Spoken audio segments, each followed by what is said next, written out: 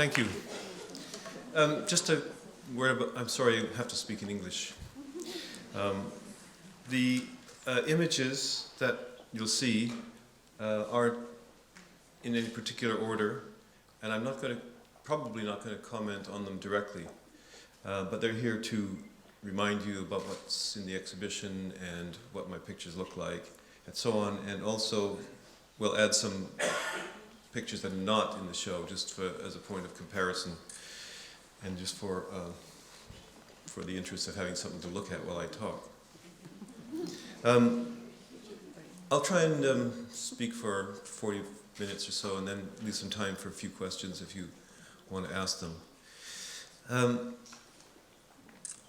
The only thing I can really do, I think, in a situation like this is try and give you some sense of how I see what I'm trying to do, how I have seen it, and how I'm arguing with myself about it for the most part. I can't interpret my work or anything like that. I can just sort of try and give you a sense of how I see things.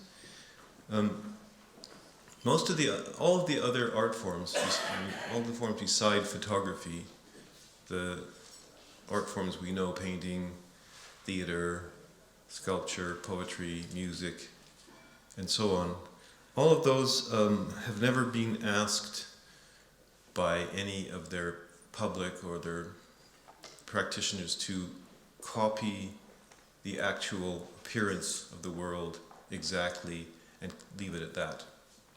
All those other art forms have always had, I won't use the word freedom because it seems too strong in this context, but have had the interest in creating something that can be perceived either visually or otherwise, that is clearly not a replica of what we see when we're not looking at that work of art.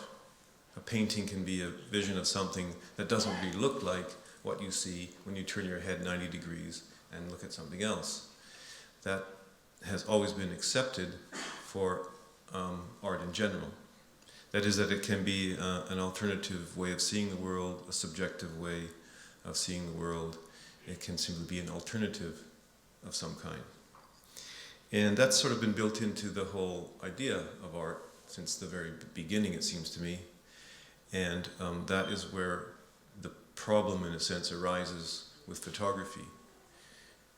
Interestingly enough, it doesn't really arise with the cinema, which is essentially a photographic art form, but for various reasons which we can get into if we like, it doesn't really arise within the cinema because we know that we go to movies and we can take a flight of fantasy outside our immediate experience and outside the world as it is to somewhere else and then come back after to the world as we find it. Photography's never really been in that, I would call it, rather happy position of having that kind of openness to the variety, let's say, of approaches, styles, methods, techniques, even genres that all the other arts have actually enjoyed for centuries. When photography, was invented and came on the scene, the most striking thing about it, the most interesting thing about it, and the thing that I think attracted attention to it first and foremost was precisely the thing that none of the other arts had, which was the ability to make this kind of copy and for it to be verifiable in a way that, of course, no other image could possibly be. We never go to drawings for a kind of information. We very rarely go to drawings for the kind of information that we regularly go to photographs to get. So photography, in a way, was placed under in a sort of a harness, in a way, that obliged it as a medium, as a technology, and from the very beginning as an art form, to start from this obligation to record, and therefore to verify, and all the things that we have come to identify with what's generally called the notion of documentary. And one of the earliest functions of photographs in the very early days of photography was precisely to copy documents, to copy written documents, sometimes to copy inscriptions in ancient buildings, and so on. And I think the term documentary in relation to photography even arises from that early practice of making truthful, accurate copies of documents. So the documentary aspect of photography has always been what made it unique and made it different from, say, painting or drawing, and has also been this sort of social obligation that has been not placed upon it from the outside, but sort of grew out of it from its very origins. And by the early 20th century, this notion of what photography was had become completely established for reasons that we probably all know.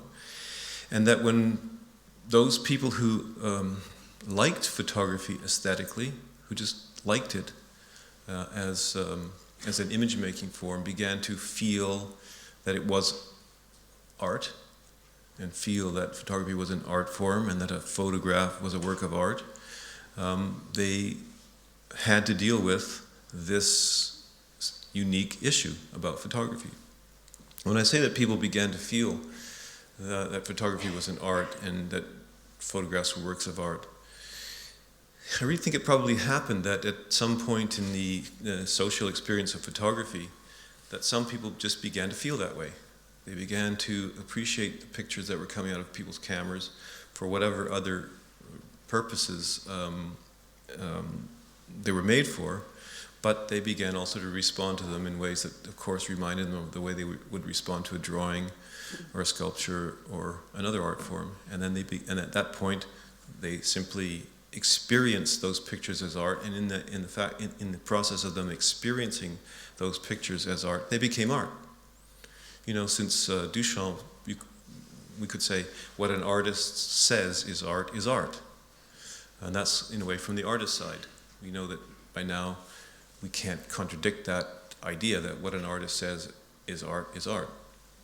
But I think there's another side to it, and that is what the viewer experiences as art becomes art.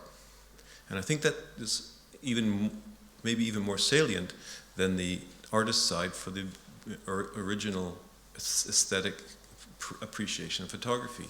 I'm sure that the photographers who were making photographs in the early days, some of them thought that they were artists. Some of them probably didn't think they were artists, but the viewers began to see it that way. In any case, that kind of appreciation of photography was still rooted in the idea that it became art by faithfully recording something and yet composing that recording in such a way that that composed recording became a picture, and not only a picture, but a good picture. And what we mean by a good picture is something that's been established at least in the Western tradition for some centuries, and we can't necessarily give a definition of why a picture is good or better than another one, but I think we generally feel we know why, and we can probably point to the qualities that picture has that make it so-called good. And this began to happen actually often on the viewer side. So there was built up this aesthetic notion, this aesthetic consensus about photography, is that what a work of art in photography was excellently realized, well composed, unique, interesting view of something actual. And moreover, probably something actual that occurred independently of any interference by the photographer. This is the tradition of reportage. And it's obvious that I've deviated from that. But I want to make it clear that I've deviated it not from any reason not from the reason of being dissatisfied with it, disbelieving it, disagreeing with it, or anything like that. I think that the reportage or documentary definition of photography that came down from the past is the correct one. It's the unbreakable one.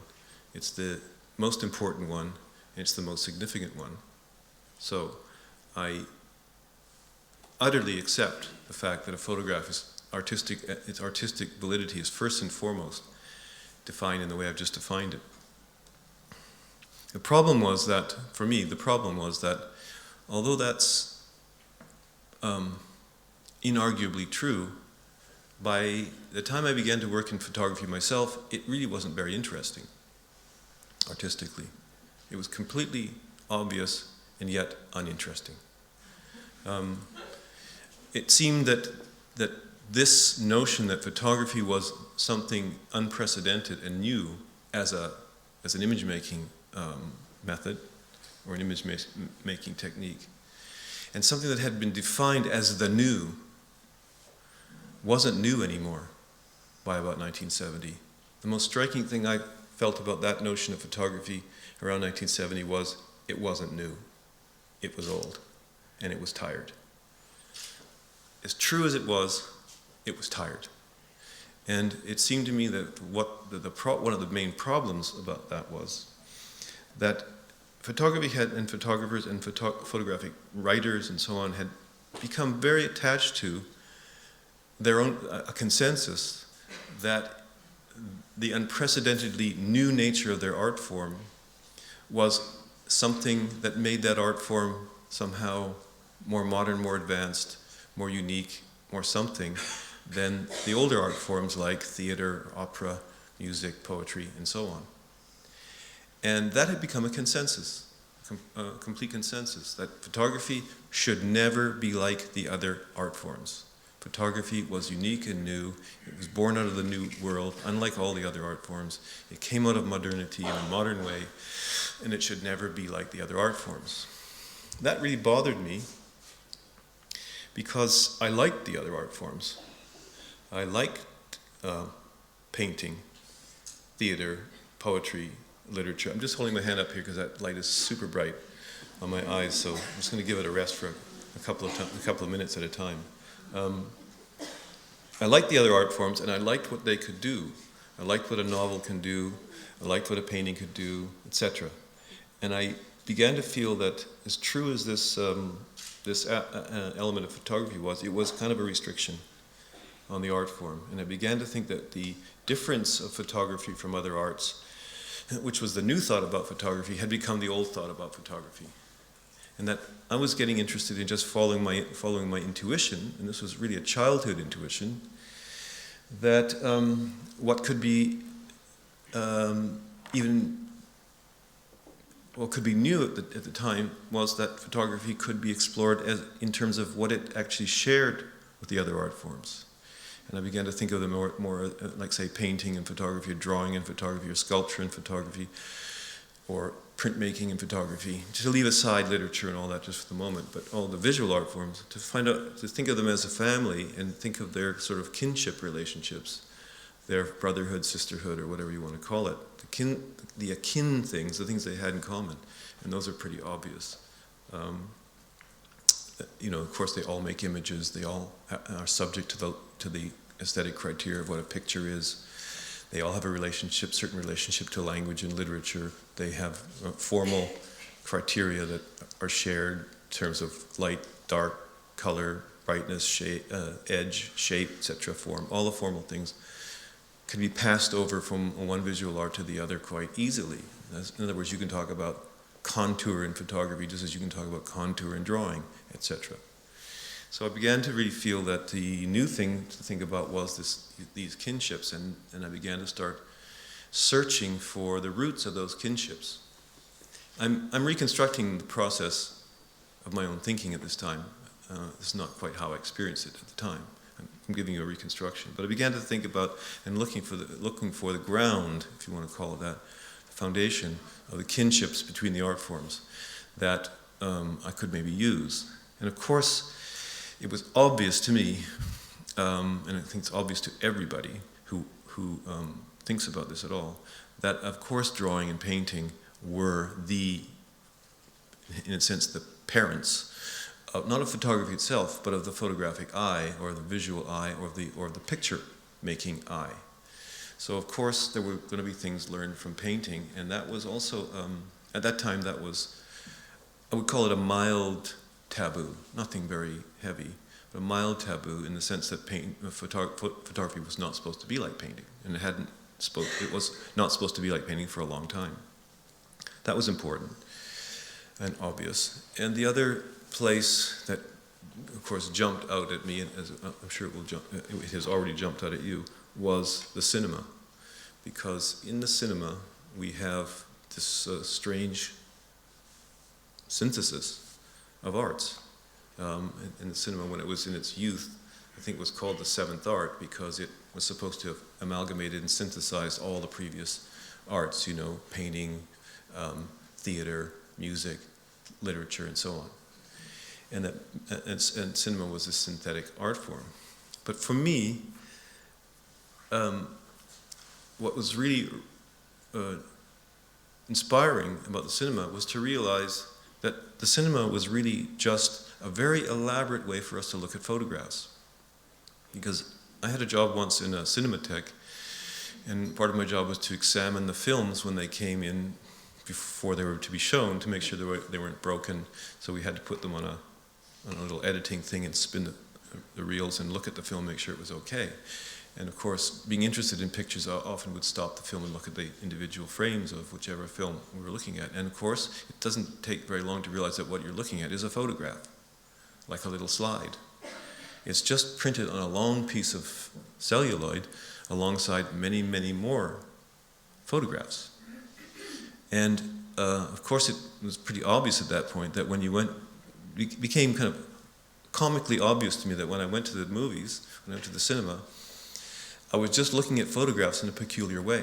That the cinema had induced us to look at photographs in a very peculiar way. Because when you're looking at films, you're just looking at thousands of still photographs. It's just that they're being flashed in front of your eyes so quickly you can't tell that they're not moving. That's the persistence of vision and so on. So I realized that the kind of photography that is carried on in the cinema is also one of the major practices of photography. It hadn't really entered the real aesthetic discourse and critical discourse of photography that way. But alongside of all the great photographers in the canon of photography up until whatever date you want to think of, there's another canon of photographers who worked on movies and made the films that we look at, whether they're directed by Erich von Stroheim in the old days, or by Ingmar Bergman more recently, or whoever's making films today, those films that are beautiful to look at, and those films which give us the feeling while we're watching them that we could just as well be looking at a painting by Cézanne, those films are made by photographers whose work is as important as photography as probably Walker Evans. It's just that they don't present them as photographs. They had never presented them as photographs. Those photographs were made in a slightly different way, often. They weren't made the way, let's take Walker Evans made his photographs, going out into the world with his camera, finding a subject, not going near the subject, not interfering with the subject, not in any way affecting it, just recording that subject, whether it's a southern church or whatever it was, as perfectly and as faithfully as possible. That's not what what cinematographers did. They obviously worked on preparing that subject, whatever it was, to be photographed. And during the time of photography, they were in a collaborative relationship with whoever was getting, if there were people, whoever was getting photographed. And so I began to realize that there was a parallel kind of photography that hadn't entered the history of photography yet, and that was what we usually call cinematography. I boiled cinematography down to two things: preparation and collaboration. In the documentary tradition, one never prepares anything but oneself.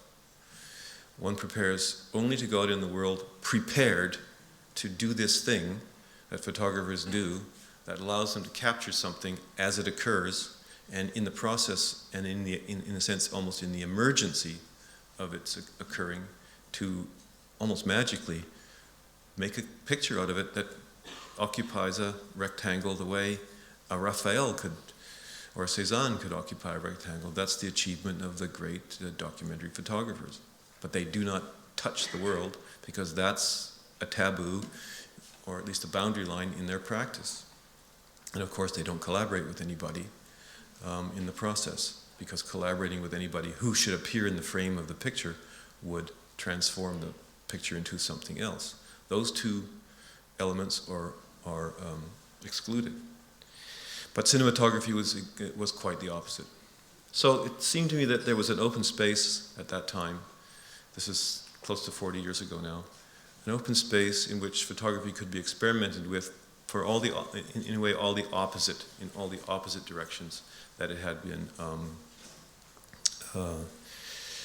canonized, essentially, up until the time when I first experienced it. That was how it had been canonized. Now I think that it's probably, in the long term, I'm probably wrong about this, in the sense that I think that probably the real long-term perspective about photography as an art form is likely to stay close to the reportage consensus. If I was guessing, and I'm guessing, that I am probably wrong about this, and that cinematography belongs properly to the cinema, and that the kind of photography that is practiced in the cinema is best kept there, that it doesn't translate into the still image very well, that it doesn't need to be translated into the still image very well, and so on. So I'm not making a claim then to have discovered anything very positive, and I'm not making any claims to have discovered anything that's true for anybody else, and I'm not making any claims to have practiced a form that is of any use to anybody else, and one that probably doesn't have much of a future. All those doubts and limitations, I'm happy to accept all those doubts and limitations. The only thing I can say about the kind of photography I'm practicing is I think it works for me. It works for me as who I am, and of course it's partly helped me to figure out who it is I am.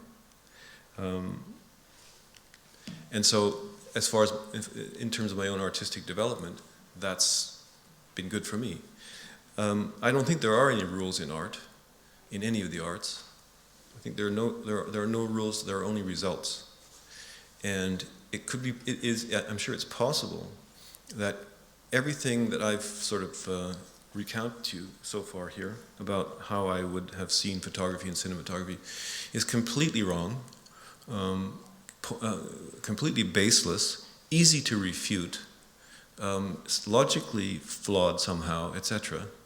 But I would still claim that even if all those things were true, and they probably actually aren't exactly, but even if they were all true, that wouldn't really make any difference if I could make something out of it, I or anybody else. Because since there are no rules, there's no possible way that we can oblige ourselves to follow those rules.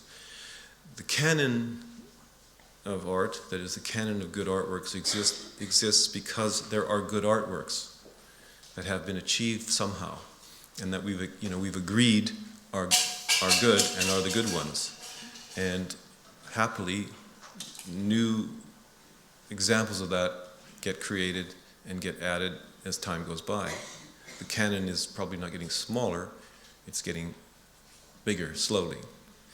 But it's not made up of sets of rules that have been followed by any artist. It's made up of results that have been gotten through some process that can involve all sorts of misconceptions and so on. So I think I would admit to probably practicing a marginal and even minor version of photography. And therefore, I'm not going to make any great claims for its virtues. It may be that if any of my pictures are any good at all, and at the moment, because I've had such a warm reception in Munich and so many compliments and people have been so happy to see my exhibition, I could easily fall under the illusion that the pictures are good. But that's not necessarily the case. It's a hypothesis at this time. You know, the passage of time is what will really decide that, not necessarily the enthusiasm of the moment, although, of course, the enthusiasms of the moment become historical facts as well. But in any case, if I should have made any good pictures, or even one good picture, it won't be because my kind of photography makes logical sense or intellectual sense, even if it does, but it won't be because of that. It would be because of somehow the picture had enough characteristics that are similar to other good pictures, so that it can be added to that body of work. So one of the things that has happened, though, and I've experienced this happen both outside my work and inside it over the last couple of decades, is that photography itself as a medium and as an art form and as a cultural thing has began to undergo a mutation. I don't think it's really coincident with the fact that quite a number of artists of my age began to not be too satisfied with the previous, let's call it orthodoxy about what made photography art. I don't think it's coincidental with the fact that a whole generation of artists began to look at photography differently, from different angles and from starting points outside of the starting points of the figures who came before. But nevertheless, it has been happening in sort of the same period that photography has been mutating, and these kind of boundaries between the accepted obligations of photography and the subjective, less rule-bound practices of photography, the fusion of the two sometimes, has of course become part of the language of photography in a way that it wasn't before. You know that the so-called staged photographs were made at the very beginning of the history of photography. And this is, I'll add this as another counter-argument. If you look at the very beginning of photography, you will find, of course, documentary pictures. They're obviously there, but at almost the same moment, you will find pictures in which at least two people are making the photograph, the photographer and the person in front of the camera. And the two are involved in some kind of interchange. And that interchange becomes recorded as the picture. And that interchange we could call performance. And we could call that photograph staged. I'm going to say something more about staged photography in just a second, but what that means is that in the human world, the notion of collaboration in the making of a photograph appeared almost at the origin of photography itself. Its first appearance included this practice. That can be argued that that's an extraneous issue, that of course photography itself has nothing to do with the collaboration between two people, etc., etc. And there's, if we want to get into it, that's an interesting argument. One could also say that photography one could also argue that if one thought that, one would be arguing that photography takes place in a world without humans. And then we would have to get into the argument of whether photography could really exist in a non-human world. It's not a totally futile discussion, because now, of course, as you know, a lot of photography is done by robots. It's not that it's not in a non-human world, but a human implication or involvement with photography is mutating. We know that lots of films now are made almost entirely by robots.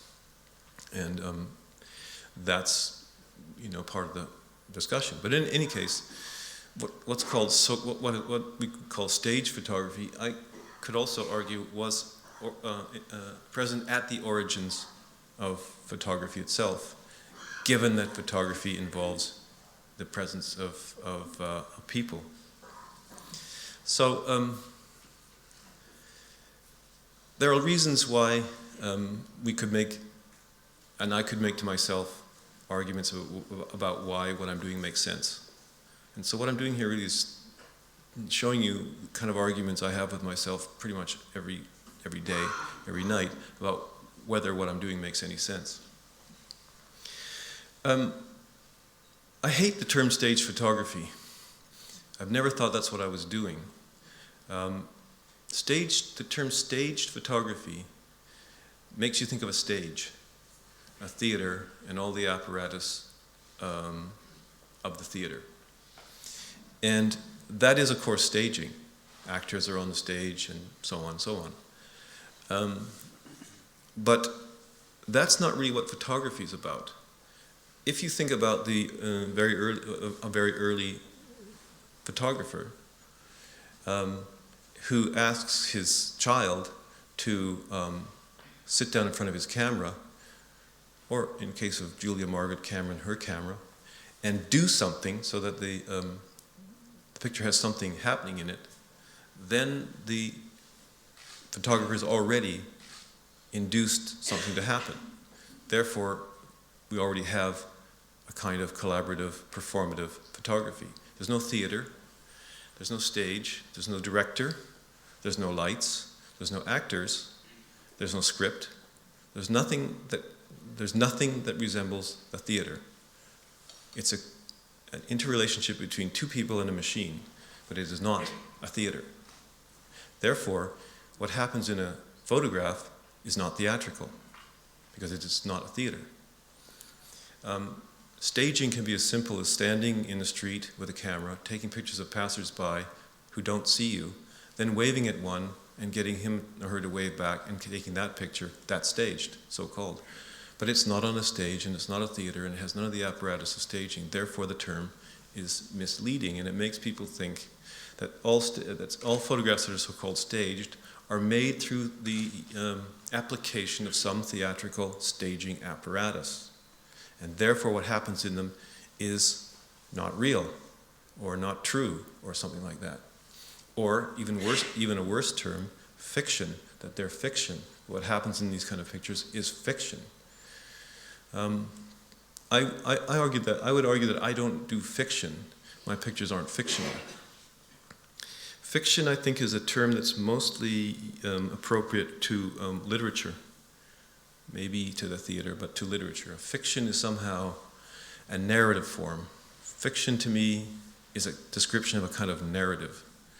I won't go into it in any detail, but if it's not a theater, if it's not theatrical, if it's occurring in front of a camera, it's occurring in front of a camera. One of the pictures that's passing by here, you've probably seen it once already, is a little boy falling out of a tree. So it'll come by soon enough again. Little boy fell out of a tree, and I managed to capture him in free fall and made a picture.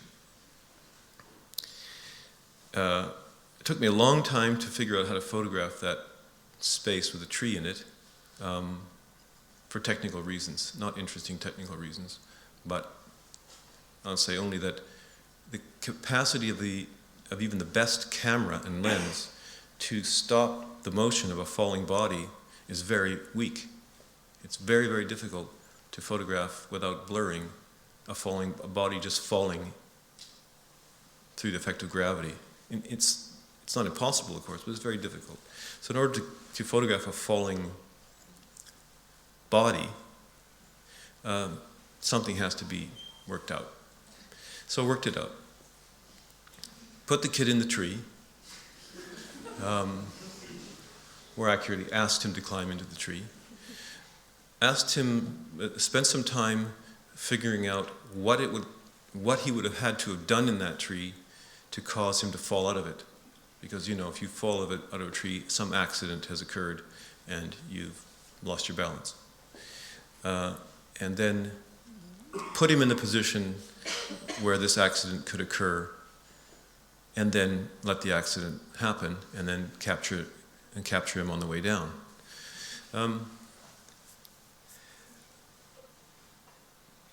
In that picture, that kid is not pretending to fall.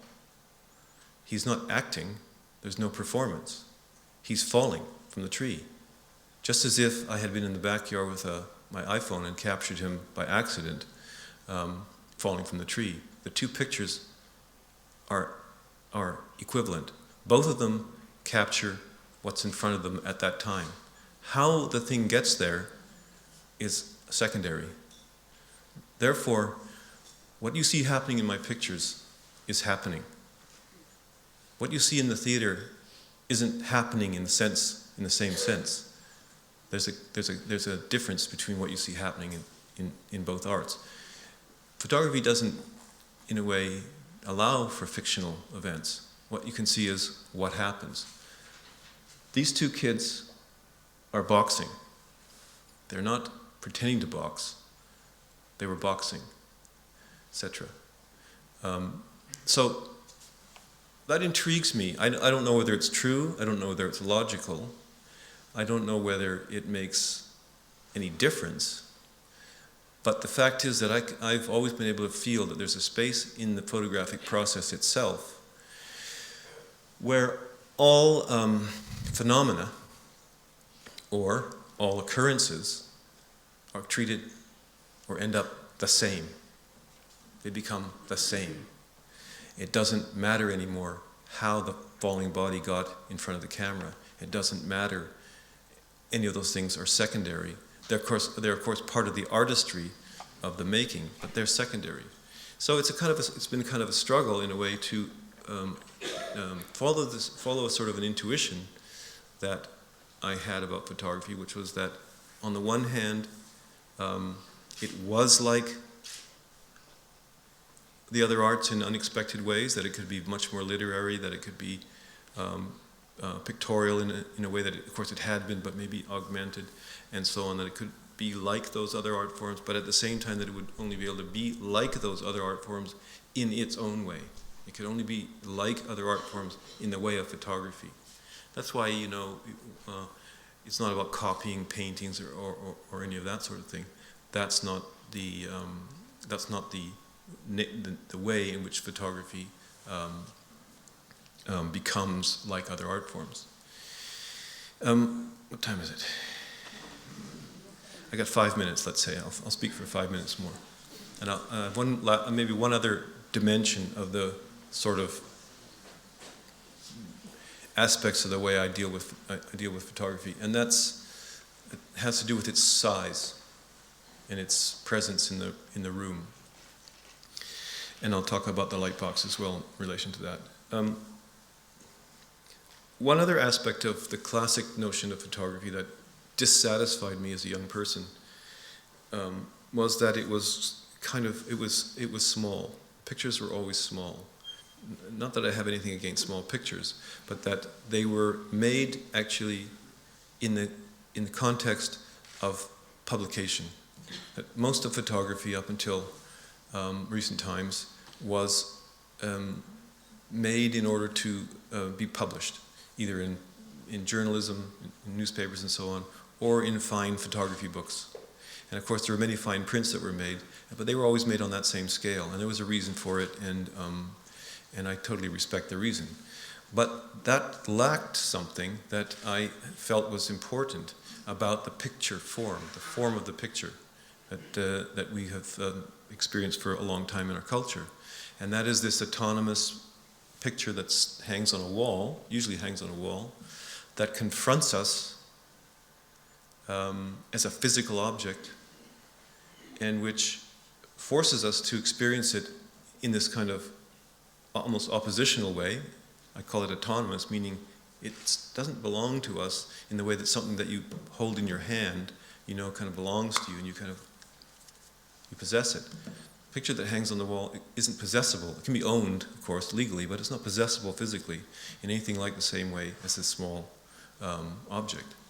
That gives it a kind of there's a certain artistic consequence of that, and what we know that consequence because we know it from painting. it's really the art of painting that has given that to us over the centuries, this sense of the autonomousness of the artwork, and therefore somehow the independence and autonomousness of what's in the artwork, the figures, the whatever that appears there. And I think that the notion of autonomy, independence, is of course not simply an aesthetic notion, it's a social, cultural, political notion. The idea that entities have a being that matters for itself, that an entity counts somehow in some scheme of things. It can be articulated philosophically, politically, whatever, there he is. And that autonomy is, of course, something that has been invented in not only in the West, but very much in Western culture. And where that autonomy becomes really crucial is in the way individuals are treated in a society. So if a person is what we call a citizen, that person has legal rights, as we know, and has to be treated as an autonomous entity insofar as many, many forces are concerned. I wouldn't claim that art invented autonomy, it probably reflected it, but it's implicated in the whole complex of what this notion of autonomy means. And I think the pictorial form, which the French call the tableau, this specific kind of picture that does confront us as a thing bearing the likeness of others who somehow share our space and with whom we have to come into a very complicated relationship, is a great and important art form in itself, politically, culturally, aesthetically. And because I had grown up admiring painting the way I did, I obviously at some point grew up admiring the autonomousness of painting. And that autonomousness seemed to be very, very powerfully linked to this tableau form. Now, a tableau does not mean a big picture. It means a picture that we have that relationship with. But it's also true that in the Western tradition, that scale has been important. And that if you look in history, you'll see that many very significant works in the art of painting were realized at a certain size. And that size is roughly life size, roughly the size of the world around the painting. And that life size moment is somehow very, very significant. Because if you look at a tree, a person, an animal, in that scale, of course you have at some point to experience it as if it was another actual being. It's a very intense experience. It suggests the presence of a being much more than a small picture or a very large one. It suggests it, doesn't do anything more than suggest it. It powerfully delivers that to you. The greatest and absolutely singular example of that effect, and many people have said that this painting founded the whole regime of autonomy in Western painting. Not true, but it's meaningful, is of course Las Meninas by Velázquez, which is the painting in which the whole codification of autonomy, vision, the spontaneous, the tableau, the real, the unreal, etc., is articulated probably like no other single painting. And if you look at that painting, of course, it's endlessly instructive, but one of the things you learn from it is that the people in that painting have a beingness that is produced in part by the fact that they almost seem to share our world, our space. I always felt that photography was had a natural kind of affinity for that scale. I always felt that photographs were far too small, that was an aspect of photography that was not really exploited. I've seen this in photographic exhibitions. You're looking at a row of little photographs and there's always someone in the way of the picture you want to look at because the picture's so small you can't see the damn thing until the person gets out of the way, which of course just pits one person against the other and leads to social conflict. Whereas a picture that's big enough where people can get together and see it together promotes social harmony and is a good thing. That's facetious, so I didn't really mean it, but there is a sense in which the publicness of the tableau is important. That the publicness is part of this whole aura, shall we say, of autonomy. So the tableau, I think, is a very precious resource that artists, picture-making artists have, and it seemed to me that that's a direction that photography could go in, and I think that the photographic print, the way photographs look on the wall when they are that size, is different, of course. It's different from painting, but it has its own very unique beauty. I don't really want to go further because I'm just trying to lay out a few basic frames of reference, in a way, of the way I try and work. If I go further, I'll have to get into something else. So let me stop there, and if there's any questions, I think we have time because the museum closes at 8, I think. So thanks for listening, and yes, any questions, I'll try and answer you.